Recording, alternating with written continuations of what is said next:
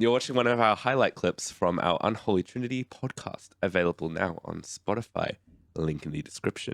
Check it out. All right, speaking of the big section of this one, our second big section, we'll talk about a TV show we all watched, which was Andor, episode 1 to 5. Yay.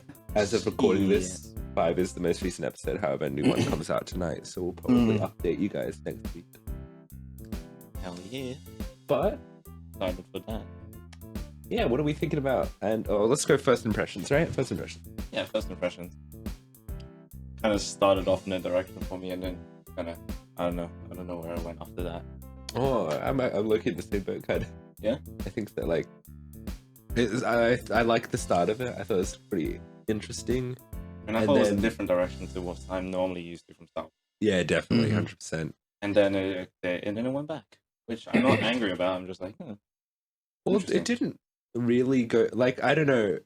The episode 5 itself was kind of literally nothing happening. That's because Steve and I watched that one together, and we were just going like, what was the point of this? 90% of the show is just build up. Like the first 2 episodes are build up. Yeah. For the third episode, big set piece and stuff, and this the next 2 episodes are also build up. I can't actually remember what happens in episode 4. He gets to the planet place, right? And then he meets all the crew members. Then episode 5 is just like There's more tension with the crew and tension and planning. like heist setup. Yeah. Yes, So, yeah. setup. Proper build up. So this week's episode should be The actual heist, yeah. Yeah. I think the show is very slow, I'd say. Yep. And like it did take me a little bit to get through until I kind of found the tone of what they were going for, and then I was like, okay, I kind of dig this because it's a very grounded Star Wars. That's kind of like the best way. It's like Rogue One if it was like 10 times darker, and I will we'll talk spoilers, but this is pretty fucking dark. Like I actually wouldn't recommend this for children. No. Yeah. No. But they have funny robots. They do have funny. I love the robot. The robot's so good. Yeah. Sassy robot.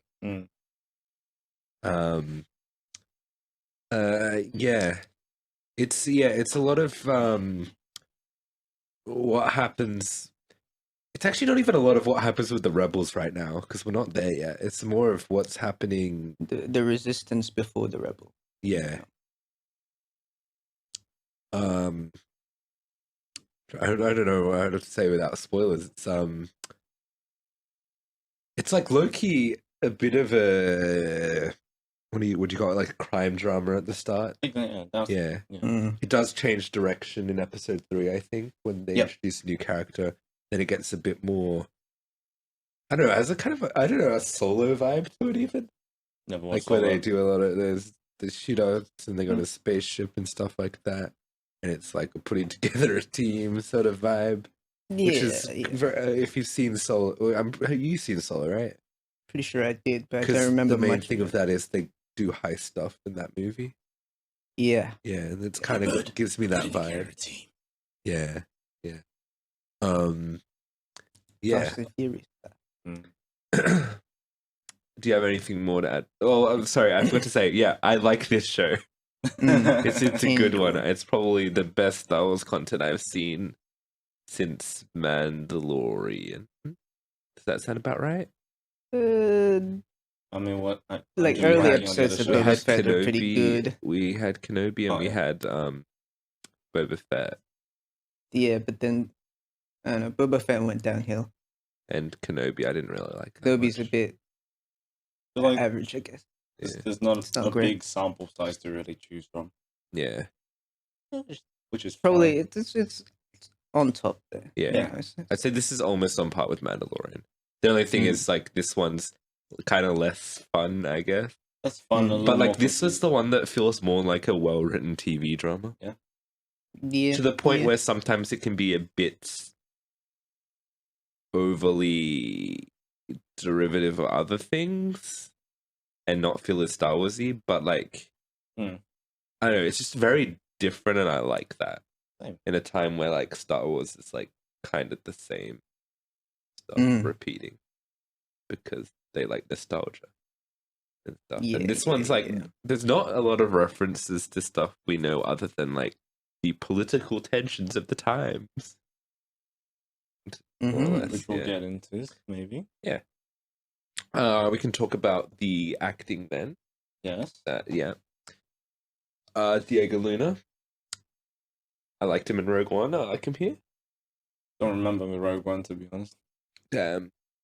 I remember the cool scenes. Yeah. I don't remember much else. Yeah. Yeah.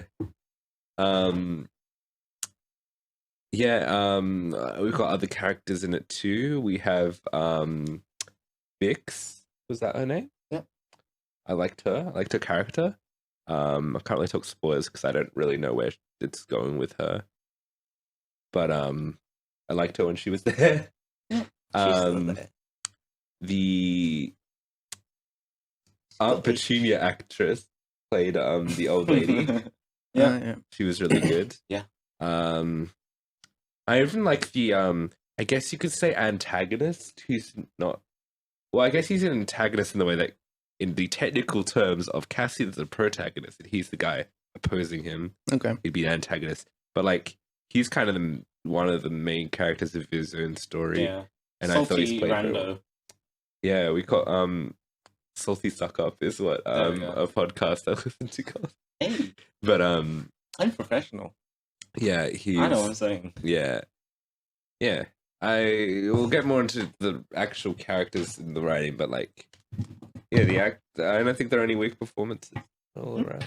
What do you guys think? Yeah, I think they're pretty good. All right, lit fam. Moving on, let's talk about the writing more.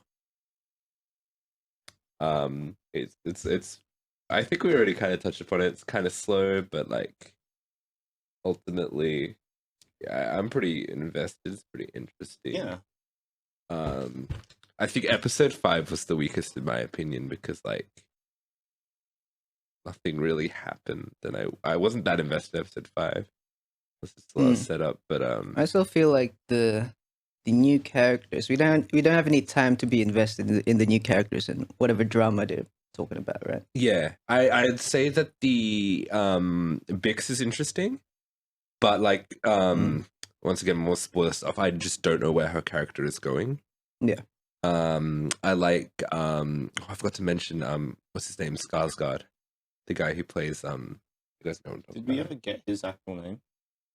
Yes, it's like Luther or something. Yes, Luther. Yeah. The guy. Or was that just an alias? Could Which be. is probably spoilers. Yeah, because he Yeah. has a very interesting Yeah. thing. And we'll talk more about the spoilers, but I like his character.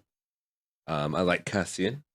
I think there's like plenty of room for him to grow as a character, and like his arc is just beginning. It's going to be interesting because it's actually renewed for a second season. So we're not going to get to we're actually not going to get to like Rogue One by the end of this one. Right. They said K2SO will appear in the second season, I think. So like we're not even going to get K2SO in this one. We might get him at the end or something. There is one Rogue One character who is in this one, but it's spoilers, I guess. Yeah. Do you know what to talk about? I think so. Yeah, we'll get to that later. Yeah, the writing's it's pretty good, pretty good. Yep. Lots of drama, lots of tension, riveting stuff, and I like the perspective of the villain. I think the villain is really good because they're not really a villain, and like the best villains are the ones who don't think themselves the villains and think they're doing the right thing. I think in terms of his character, he's kind of right.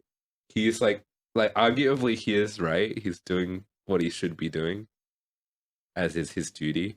You get what you deserve. I guess for some context, because this is really spoilers, but the villain is like basically a police officer. Yeah. And he's just trying to solve the crime, which will solve a crime, but will remain unspecific.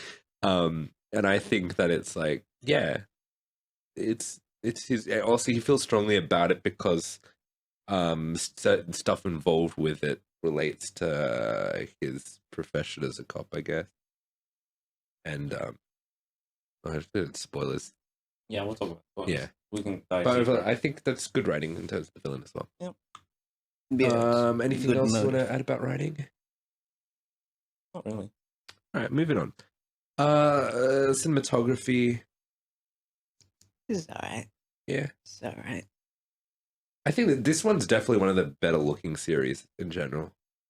The we'll talk more about visuals, I guess, and editing of visuals, but like First episode, I think it looks has the better most... than like Obi-Wan and the one before. Like, there's no Boba funny Fett. CG or anything, as far as I can recall. So they like, don't have any creatures. and it yet. might have even been like shot on location. Mm. Like I feel like they shot it like in Europe or something, with the green Oh, landscapes and shit like that. Yeah. Oh, also, I'm happy to inform you guys there are no desert planets in this one. Fuck yeah. We've had enough of those. Yeah. Got True, plenty true. of that. Got more varied stuff. When are we going to Hoth again?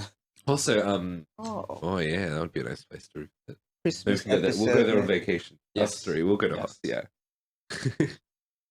I was gonna say the action sequence in episode 3, which is kind of the only action sequence, other than like some flashback stuff.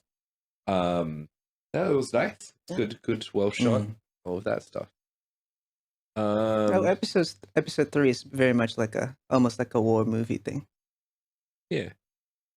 In, And yeah. more stuff to say about with spoilers, but like, yeah, I definitely see that. Yeah. All right. Anything more to say? No. All right. Editing and visuals. I guess we already touched on it. I think the CGI and stuff, when it's used, is good. Not really anything is there any noticeable. big CGI set? Not really. I mean, I unless, assumed everything, like ships and stuff, are obviously CG. and perhaps Yeah. big structures, Yeah, and background stuff Yeah. that would have CG in them. but Mm. it's not the main focus, and it's not anything that's taking Yeah. up part major bits of the scene. Because in the previous shows, like the most noticeable like CGI thing is just like creatures, Creatures. which this show doesn't have yet. Yeah. No. There was some in the first scene, only as throwaways. They could just, Yeah. minimal effort had to be actually like invested into CGI for this. Mhm. Yeah, cool. All right. Works well. Audio, sound, music. Fine. Yeah. The Andor theme is pretty nice.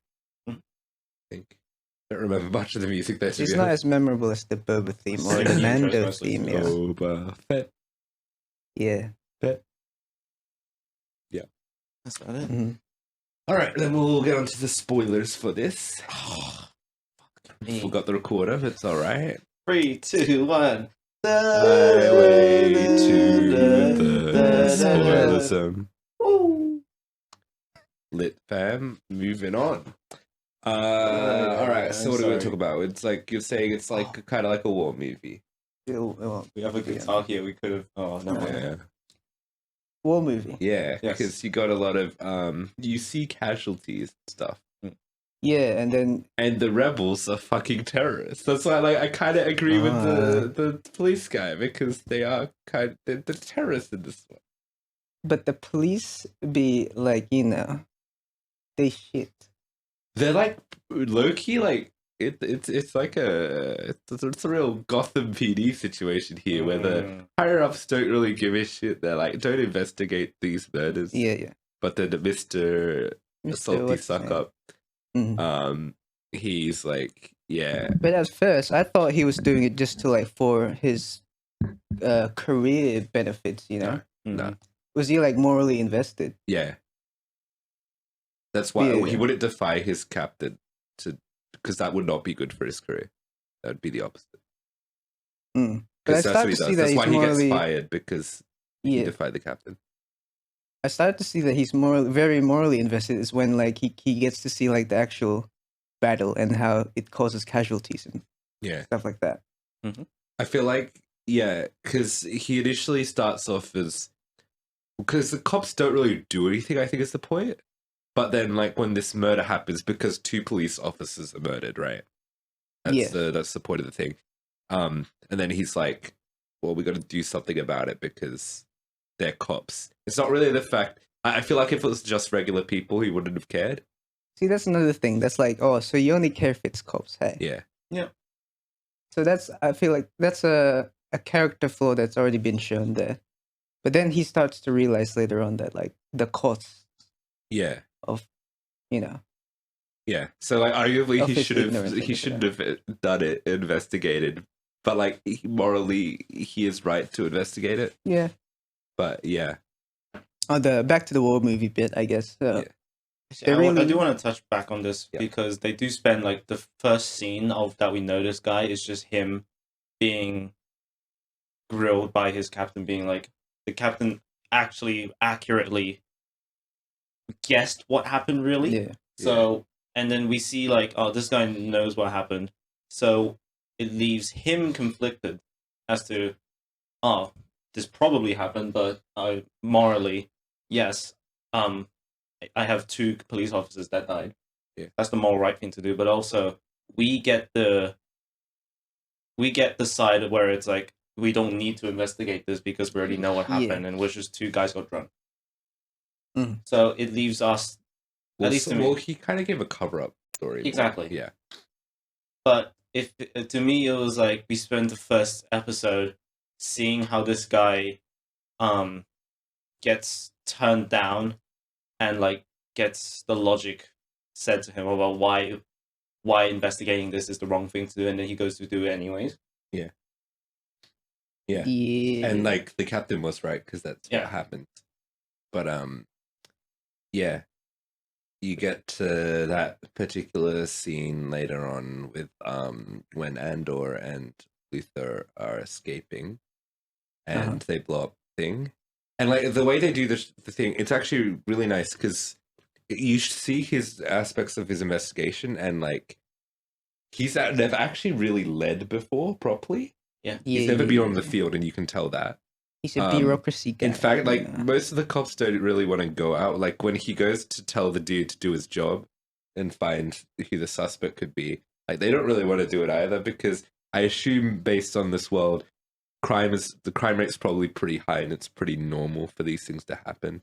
Yeah, and also like they're not actually cops. They're like security guards for a particular corporation in that planet we were on. But they have the jurisdiction But to do an there's investigation. something so, under like, the yeah. Empire and stuff, which Yeah. we'll Under get the into Empire. in later episodes. Yeah.